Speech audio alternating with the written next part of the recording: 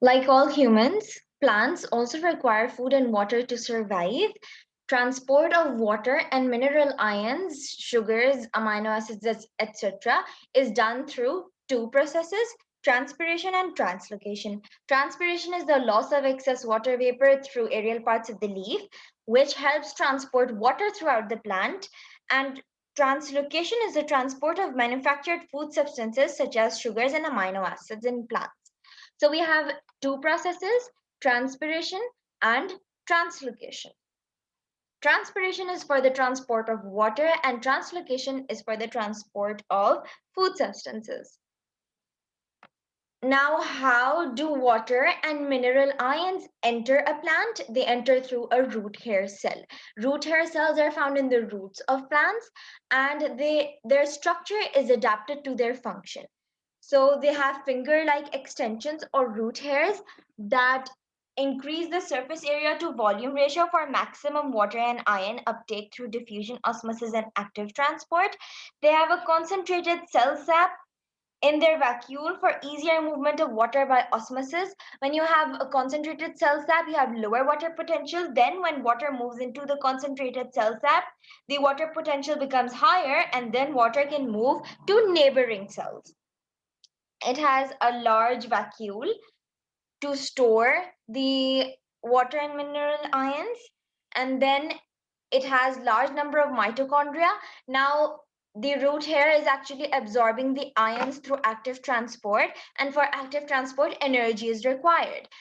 So respiration has to occur for energy to be produced, and that is why you have large number of mitochondria, so that more respiration can occur. Therefore, root hair cells are living cells. They have thin cell walls so that you can have efficient uptake of water and ions, and they can easily move into the cell. And they have no chloroplasts because they do not require photosynthesis and they are in the soil. How does water move throughout from the root hair?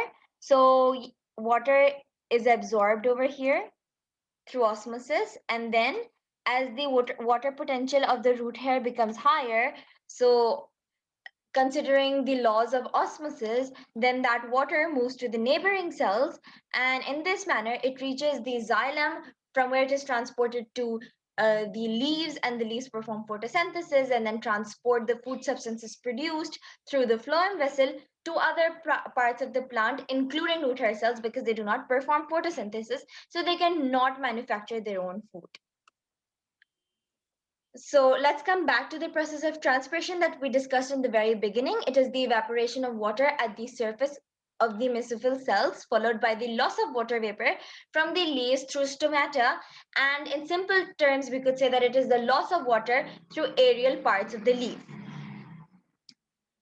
The pathway taken by water molecules to move up the xylem vessel is known as the transpiration stream.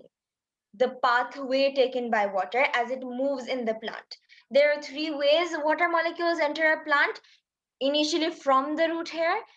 So the first method is due to root pressure. The second is due to capillary action, and these two are very weak forces that cause water to enter the plant.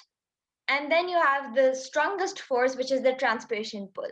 So these three are basically different forces that are causing water to enter the plant.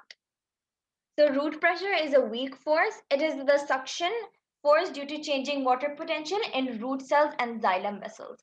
We discussed that when water is absorbed by the root hair cell, its water potential becomes higher, and so water can move on to the neighboring cells, and in this manner it moves on to the xylem vessel from the cortex cells. These are the cortex cells between the xylem vessel and the root hair cell. These cells are used for storing food. So the pith and the endodermal cells, they're living cells. They load minerals into the xylem vessels over here. The pith and the cortex cells, they're loading minerals into the xylem vessel as they're living cells through active transport. Now this lowers the water potential of xylem, and water enters the xylem vessel from neighboring pith and endodermal cells. This is called root pressure, which is a suction force due to changing water potential in root cells and xylem vessels. So water is being absorbed by the root hair cell because you have a suction force in the xylem vessel. As the endodermal cells and the pith cells, they are loading minerals into the xylem vessel. The water potential of xylem decreases as it now has more ions and food substances. So when it has more mineral ions, then more water will move into the xylem vessel as it has lower water potential. So this is a suction force that pulls water from the soil into the root hair cells and then towards the xylem vessel, as xylem vessel has a lower water potential, so it requires more water to move into it through osmosis. Then we have capillary action. Now, what happens when you insert a straw into any liquid? When you have not even sucked the liquid, you will find that the level of the liquid in the straw rises automatically. This is capillary action because it's a natural property of water molecules to develop a force of attraction when they are in close vicinity. So the closer the vicinity, the smaller the diameter, the thinner the straw or the capillary tube, the higher the level of water, the higher the forces of attraction within that tube that cause the liquid water to move up the tube. And this helps in conduction of water up the plant. So we are talking about xylem vessels where water in itself also moves up due to capillary action. As this is a natural property of water molecules, there is adhesion and cohesion between the water molecules and between the molecules and the walls of the xylem vessel. Then we have the strong suction force due to transpiration that is known as transpiration pull. Now what happens over here, you can see on the right hand side a plant. You can see that the internal structure of a leaf is drawn over here, and all the pathway, the transpiration stream that we discussed of a root hair cell till the xylem vessel over here. So we have a magnified image of the root and we have a magnified image of the leaf. So what happens as water evaporates from the stoma, as it leaves the stoma, a suction force is created, and due to that, water is absorbed from the root hair. Water is pulled from the root hair. As water leaves the stomata, then more water is required as a suction force is created. Now, there are several factors that affect the rate of transpiration. This transpiration that occurs as the water leaves the stoma of the leaves. And this causes a pull. This causes water from the roots to move upwards as there is an absence of water in the leaf. So, for more water to be present for the leaf to photosynthesize, there is a transpiration pull that causes water to move upwards. So this transpiration can be increased using several factors. If you increase the light intensity, when there is more sunlight, there is more heat, so there is greater transpiration. Think of transpiration as evaporation in plants from leaves. So when you have more sunlight, your clothes will dry quicker as compared to lesser sunlight. So when you have a higher light intensity, you have a higher rate of transpiration. Then you have temperature. Higher the temperature, higher the rate of transpiration, as more water molecules will evaporate. Then you have humidity. Higher the humidity, lower the rate of transpiration. Why? You have a plant and the air around it is humid. What does the term humid mean? There are a lot of water molecules around that plant. Since there are a lot of water molecules around the plant, the air is already containing so many water molecules that it does not have space for more water molecules to leave from the plant, and the diffusion is difficult to occur, as diffusion or osmosis occurs when there is a difference in the concentrations. So when you have over here water vapor that is in large amounts and water vapor outside as well that is in large amounts, so there is a very low rate of diffusion between the two containers, as it is not required, as you don't need to maintain a concentration gradient. So when there is lower humidity, you have a higher rate of transpiration. Then you have wind. More the wind, higher the rate of transpiration. Why? Because the wind is going to carry away the water molecules from the plant. So then there's going to be more space for more water molecules, and there's going to be a steeper concentration gradient. So there will be a higher rate of transpiration. Then we have the amount of water in soil. Obviously, more the amount of water in the soil, more of it is absorbed, and so more transpiration, more of it leaves. Then we have a process called wilting. What happens when there is a higher temperature around the plant, or there is more sunlight? So then the plant now has a higher rate of transpiration, as we discussed earlier, or any other factor. There's very low humidity, and so there is a very high rate of transpiration of the plant. So a lot of water keeps leaving, and due to that, then the plant begins to wilt. What are the advantages of wilting? There is a reduced surface area. Why? You can see how the leaves have wilted, they lose their turgor pressure, so the surface area decreases, and then there is reduced transpiration. Already there is a lot of sunlight or temperature, there is a very high temperature, so we don't want a high rate of transpiration, otherwise the plant will lose all its water and it won't be able to maintain turgor pressure. So we need minimum transpiration over here. So for that, the surface area is reduced. When there is lesser surface area, less area of that leaf is exposed to the external environment, so you have lesser transpiration. So that's an advantage, that lesser water now leaves the leaf. So there, the danger of the leaf losing all its water decreases. But there are several disadvantages. When the rate of transpiration decreases, water becomes a limiting factor. It affects the rate of photosynthesis. When the stomach closes so that less water evaporates from the leaves, and the leaf is saved from dying so that all the water does not leave. Carbon dioxide is not taken in from the stoma, so carbon dioxide becomes a limiting factor. Due to that, the rate of photosynthesis decreases, and there is a chance of the plant eventually dying. Now, if the plant has only slightly wilted, when provided with a sufficient amount of water, it can return to its original shape. But if it reaches to such an extreme point, then the method is irreversible. Now the plant is going to die and it cannot come back to its original form. Why is transpiration important? We just saw why we needed it when we were discussing how these plants wilt. It helps maintain turgor pressure.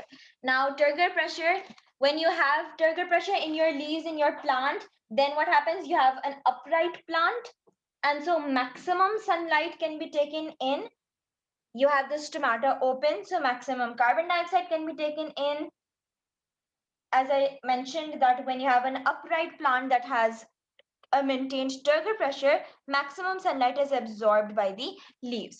Then there is a cooling effect of transpiration on the plant. As water leaves, the plant gets cooled as it loses latent heat of vaporization. Then transpiration helps draw water and mineral ions from the soil, and these water and mineral ions can be used for photosynthesis. Apart from that, water can also be used for other purposes. Water is used for maintaining turgor pressure, but apart from that, it helps replace the water lost by the cells, and it can be used in photosynthesis. Let's have a look at how the structures of the root, stem, and leaf look like. We know that there are two vessels that transport water and mineral ions, xylem and phloem. Xylem transports water from the soil to the leaves. We were discussing all that was happening in the xylem vessels right now, and phloem transports the end result, or the product, or the manufactured food substances of photosynthesis from the leaves to the other parts of the plant. So what happens? Roots uptake water and mineral ions from the soil. They transport it to the aerial parts of the leaf that are going to perform photosynthesis. Then photosynthesis is performed, some food substances are made, and these food substances are transported to non-photosynthesizing parts such as the stem using the phloem vessel. So if I cut, we're only going to discuss a dicot plant as that is included in the syllabus. If I cut the root, if I take a transverse section of a root, then there is going to be a star-shaped structure in the center, that is my xylem vessel, and around that you will find the phloem vessels in a sort of rectangular shape. Then when I take a transverse section from the stem, I will find several seed-like structures within it, and the outer structure will be the phloem and the inner structure will be the xylem. So if I cut a ring around the stem, it means that I am removing the phloem vessels. Then when I cut another ring, it means I'm removing the xylem vessels. And in the center, you have the pith or the food store. And cortex is also a term used for the food store. Then this central portion that separates the xylem and phloem vessel is known as the cambium. Now let's have a look at a leaf. When I take the transverse section from the leaf, so I have a main vein. This is the midrib. And then I have side veins, and in all of them, I can find one thing common. There are two vessels. The upper one is the xylem vessel, and the lower one is the phloem vessel. Now, how do the xylem and phloem vessels adapt according to their functions? So, in the xylem vessel, there is lignin deposition within it. Lignin is a polymer of alcohol and it helps to maintain a woody stem that keeps the plant upright. Lignin is a substance that is deposited within the xylem vessel in different forms, annular, spiral, pitted, etc. And this helps the xylem to remain upright. So one of the functions of xylem is to provide support to the plant apart from the fact that it transports water within the plant. So you have lignin deposition, so that prevents the collapse of side walls. Then you have no cross walls. You can see that all the cross walls of the xylem cells, they have disappeared. It has no protoplasm. Protoplasm is some of the main parts of a cell. So the baby xylem cells have proper structures, nucleus, cytoplasm, etc. But the adult xylem cell actually forms a hollow tube in which you have lignin deposition as shown in the diagram. So you have no cross walls, no protoplasm, and a hollow lumen. These all help in continuous movement of water and mineral ions. You can see that there is no end between the cells. They are laid end to end without any cross walls.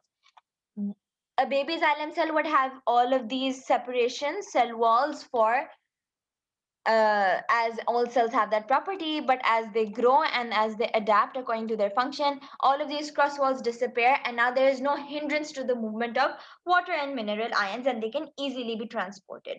All the cells are laid end to end, and as I discussed, they don't have protoplasm, which means that they lose cytoplasm, their cell membrane, and their vacuole. So you have a woody stem when you have more lignin, and the lignin deposition in side walls prevents collapse of the side walls. Lignin is a polymer of alcohol. That is the adaptation of xylem vessels.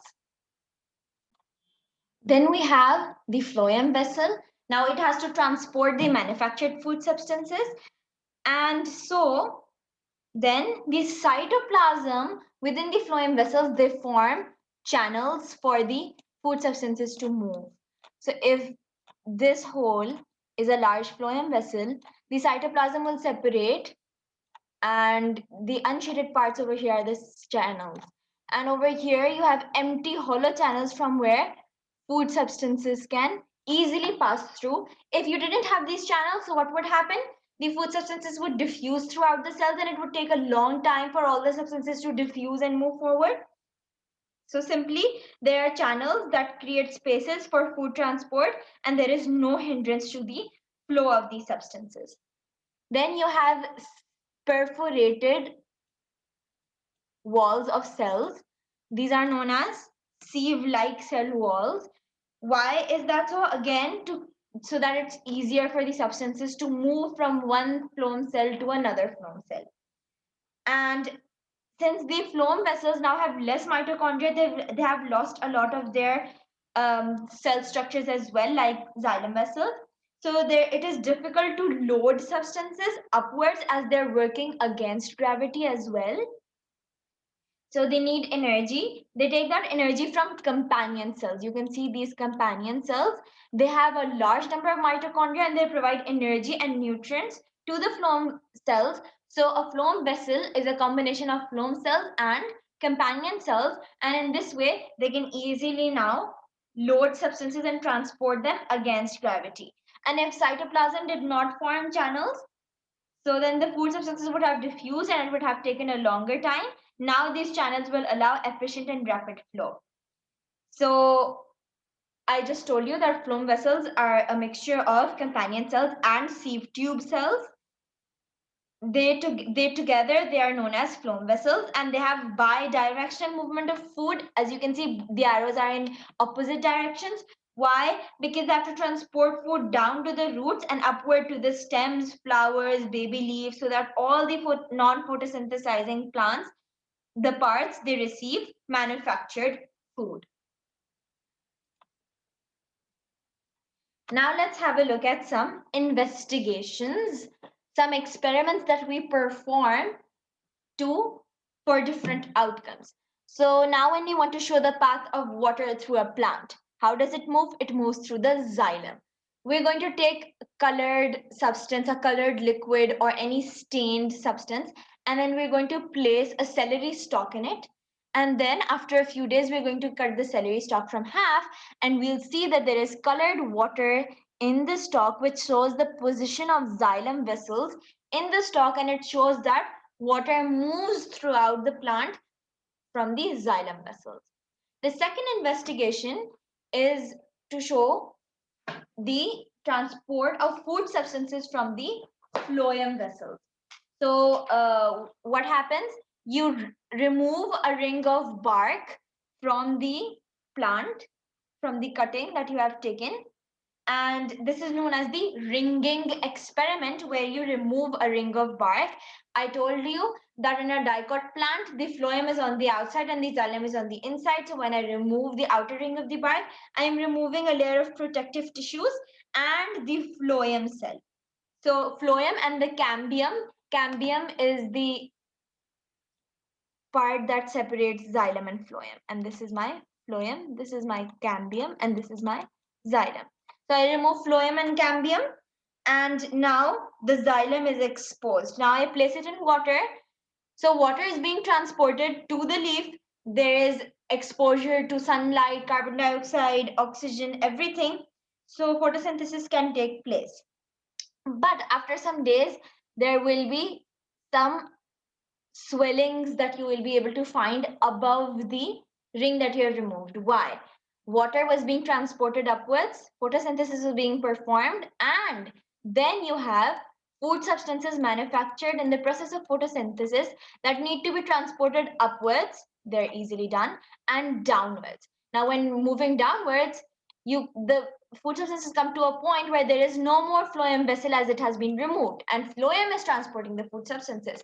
So over here you have accumulation of sugars and food substances. This proves the presence of phloem vessels and that they transport food substances throughout the plant. The third investigation is of a potted plant. We need to show transpiration in a potted plant. So I took a potted plant and I wrapped a polythene bag around it and the stem of the plant. Then water can evaporate from the soil surface. So the bag is preventing any such water vapor from entering the bell jar. Then you place the pot on a glass plate. Over here you can see we have a glass plate as well. We have a polythene bag or a bell jar. Over here we have a bell jar, and over here we can place a polythene bag to prevent water loss from the soil. Now the only place from where water can evaporate is the leaves, and water is going to evaporate and you're going to find some water droplets on the surface of the bell jar. And how can you test for these water droplets?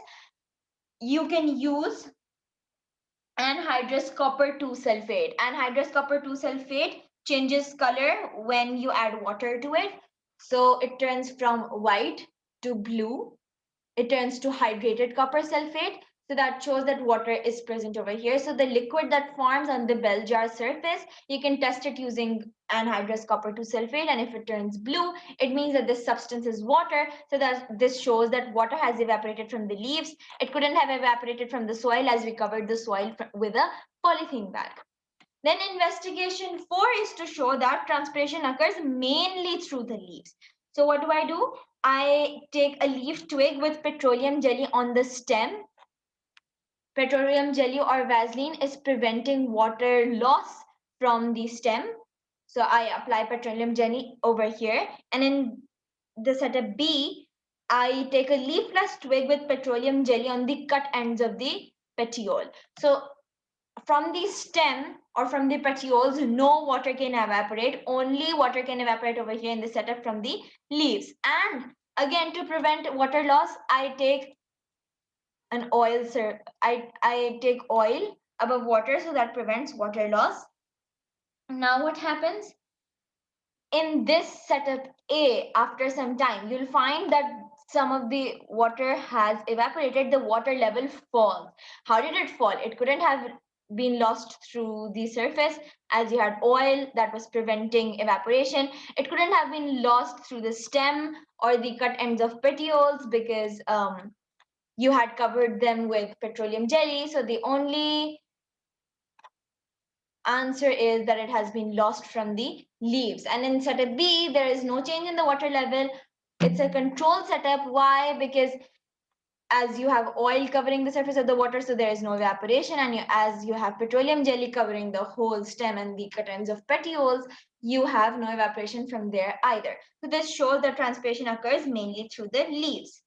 The fifth investigation or experiment is to show that the lower surface of the leaf has a higher rate of transpiration as compared to the upper surface. Why? The upper surface has a waxy cuticle and the lower surface does not have a waxy cuticle. And the lower surface has more stoma, whereas the upper surface has hardly any stoma.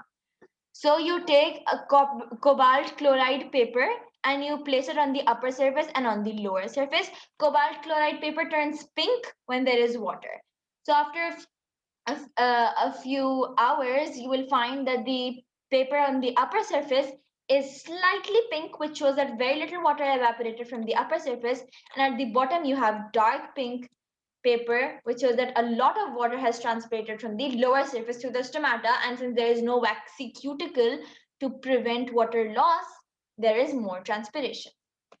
The sixth investigation shows that transpiration occurs largely through the stomata.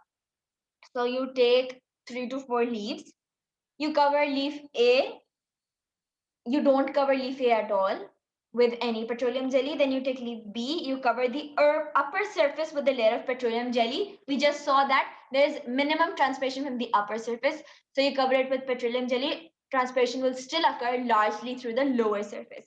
And in part B, you occur in leaf C, you cover the lower surface with petroleum jelly. Now, when the lower surface is covered, the upper surface has minimum transpiration.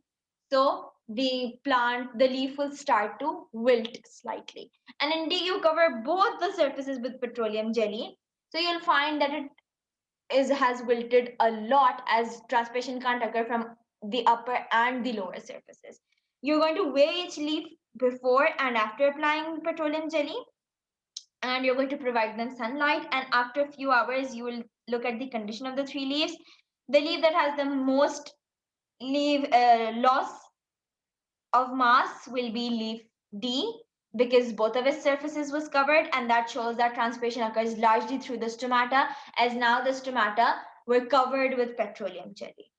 Investigation 7 is to measure the rate of transpiration of a shoot using a spring balance. How do you measure the rate of transpiration? It's the loss in mass in grams upon the time taken in seconds. So over here you have a spring balance. You hang a test tube from it that contains water and oil to prevent evaporation, and you place a leafy shoot in it. And then you can measure the loss in mass, and you can calculate the time taken. You can record the time taken for that loss of mass to find out the rate of transpiration in grams per hours. It's better to take the time in hours, as it takes a long time for transpiration to occur. Then you need to measure the rate of transpiration of a potted plant under laboratory conditions. So again, you have a polythene bag around the soil to prevent water loss from the soil. You have the plant, and then you can place it on a balance. You can record the time taken for the loss in mass, and you can calculate the rate of transpiration. And then you have investigation 9, which is the last investigation, to measure the rate of transpiration using a potometer. A potometer is a special device that you can use to measure the rate of transpiration, and it is the most accurate. You will take a shoot or a cutting from a plant, you will place it in the potometer. The potometer has a water reservoir, so you can fill it up till zero. And then what happens, you're going to see how that